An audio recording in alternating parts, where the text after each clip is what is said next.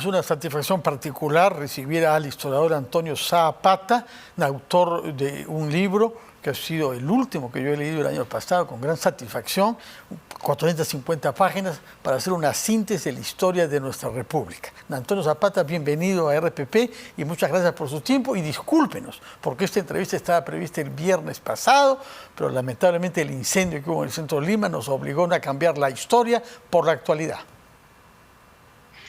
Buenas noches, Fernando. Muchas gracias por la invitación. Me parece bien que el viernes pasado hayamos suspendido la reunión porque una actualidad de esa magnitud es bastante más importante. De acuerdo. Ahora bien, explíquenos sobre este libro. Usted comienza el libro diciendo que es un encargo que le hacen en la Universidad Católica pidiéndole que trate de contrastar una síntesis de los 200 años de nuestra República con otros grandes autores recientes y otros grandes modelos interpretativos de esta historia. Explíquenos con qué autores ha buscado usted contrastar su obra a partir del diálogo y la confrontación, eventualmente con qué otras lecturas ha elaborado la suya. Bueno, con respecto a esa pregunta, mira, la verdad de las cosas es que la mayor parte de nuestros colegas, los colegas historiadores e historiadoras, han trabajado algún periodo de la historia, algún proceso en la época del Guano, la Guerra del Pacífico, la Reconstrucción Nacional, y entonces hay pocas obras de conjunto. Y la mayor parte del libro está dedicada a dialogar en cada periodo con los autores que han tratado sobre aquello. Esa es un poco la tónica del libro en general, antes que una polémica con algún colega que haya trabajado una historia integral.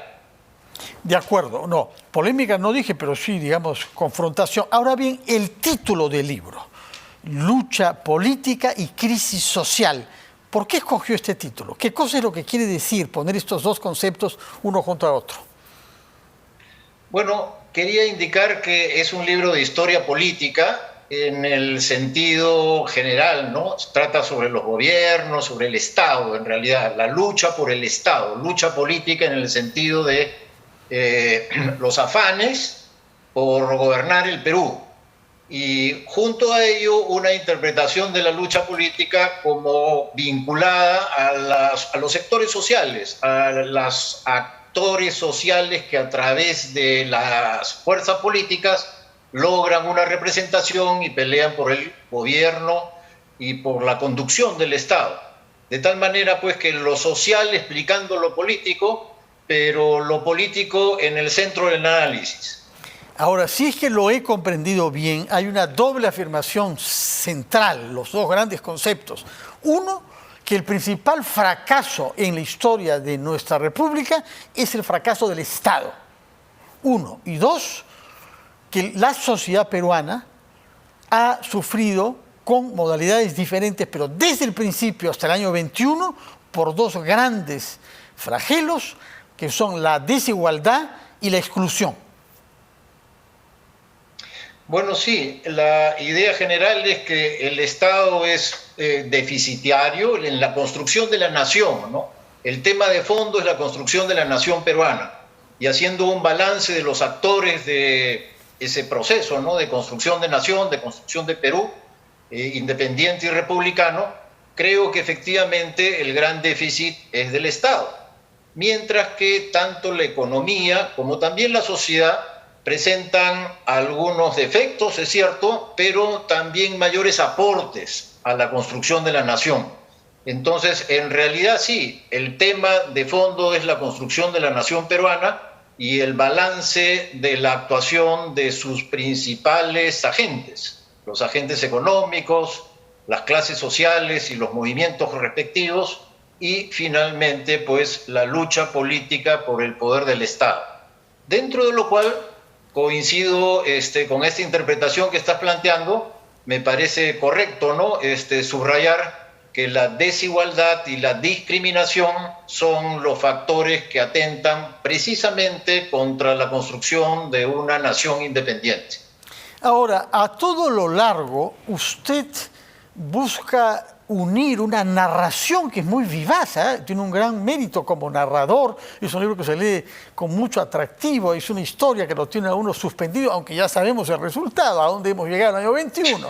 Pero eso alterna con momentos de reflexión, de análisis, en los que le da la palabra a muchos personajes de nuestra historia, que han hecho un balance a lo largo de las generaciones. Y entre las citas que hay, la más cruel, la más dolorosa, usted la presenta como la más amarga, es formulada por el mariscal Ribagüero, que es el primer presidente de la República del Perú, que 25 años después de haber sido echado de la presidencia por el Congreso, escribe unas memorias, en el año 58 del siglo XIX, y usted cita unas líneas que son desgarradoras, que hubiera querido que no se tenga que decir nunca, pero lamentablemente uno dice, pese a todo, que usted tenía razón.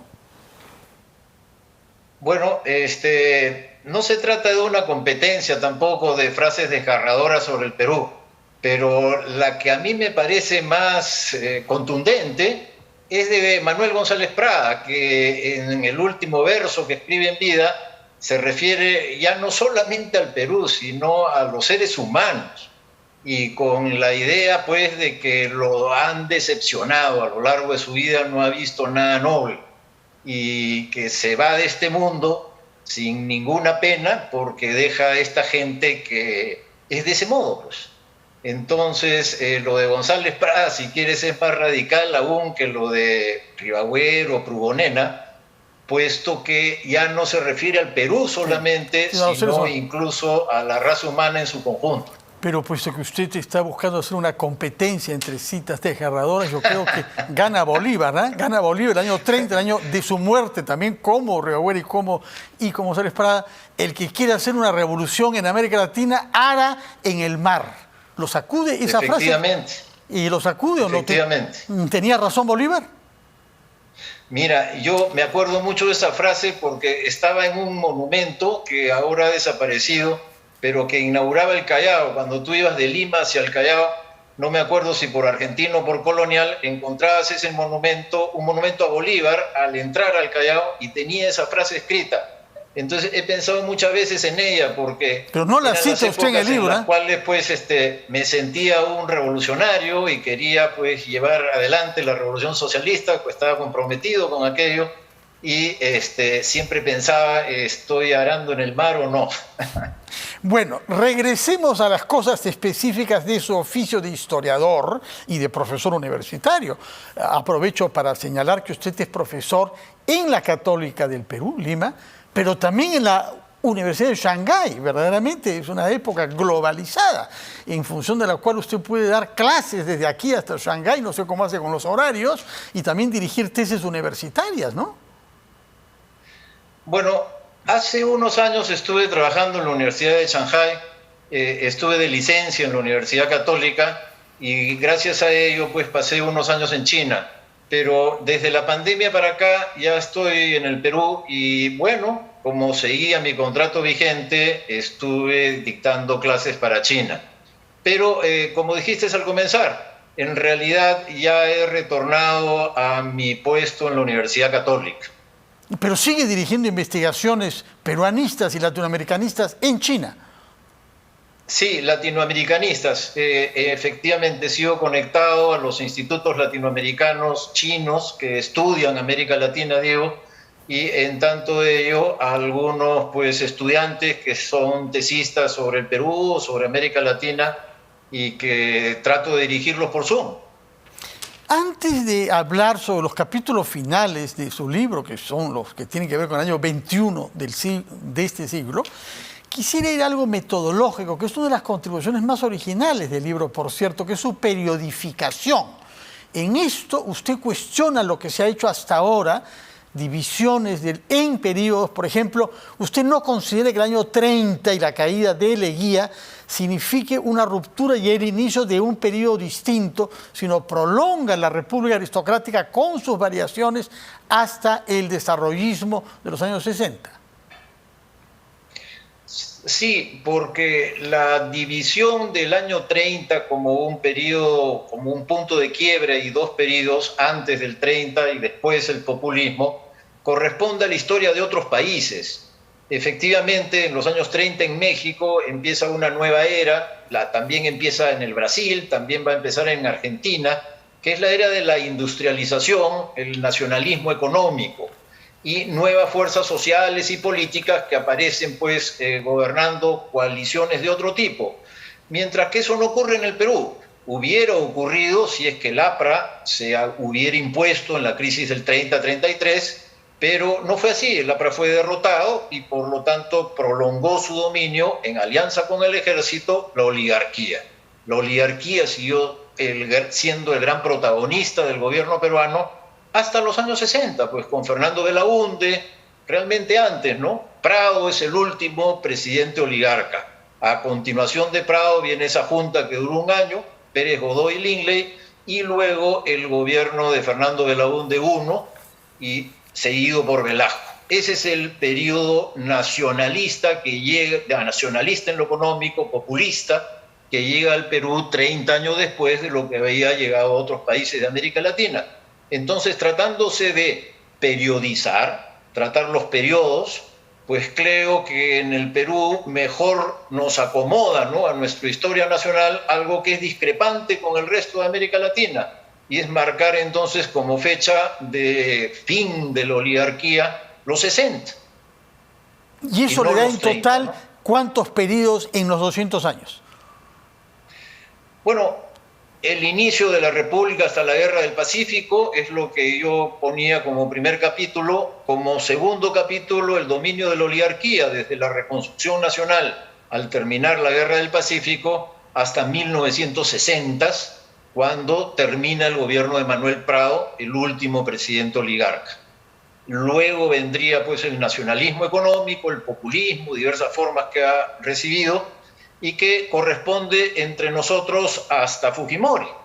Fujimori, que es el que introduce el neoliberalismo, es el que inicia un nuevo periodo que sigue hasta hoy. De acuerdo. Por otra parte, si hay un tema institucional y político que recorre los 200 años, por lo menos desde el 23 hasta el 21, es el conflicto permanente entre el Congreso y el Ejecutivo. Y hace usted notar que las constituciones han cambiado numerosas veces en el Perú, pero que no se ha dado nunca, y hoy menos que nunca, un equilibrio entre estas dos instituciones del Estado. ¿Por qué eso? ¿Por qué no hemos logrado nunca? No solamente ahora que parece urgentísimo y gravísimo, desde las vacancias, ¿no?, pero desde siempre. Bueno, según mi parecer, el problema en el Perú es que en periodos democráticos este conflicto entre ejecutivo y legislativo es muy fuerte y que normalmente termina en una ruptura y un nuevo periodo autoritario, que algunas veces han sido dictaduras militares, otras veces como el gobierno de Alberto Fujimori, no solamente él, más bien gobiernos civiles autoritarios, ¿no? Pienso en Leguía también. Pero en una y en otra ocasión, las democracias que viven peleando entre ejecutivo y legislativo van hacia gobiernos autoritarios. Entran en crisis, fracasan y se impone un gobierno autoritario como solución. Y los gobiernos autoritarios, a su vez, nunca han podido prolongarse, siempre han acabado haciendo una transición después de unos cuantos años, 10 años en el caso de Fujimori, 11 años en el caso de Leguía y algunos menos, ¿no? Leguía, Odría 8, etc. Pero siempre han dado paso a transiciones a la democracia.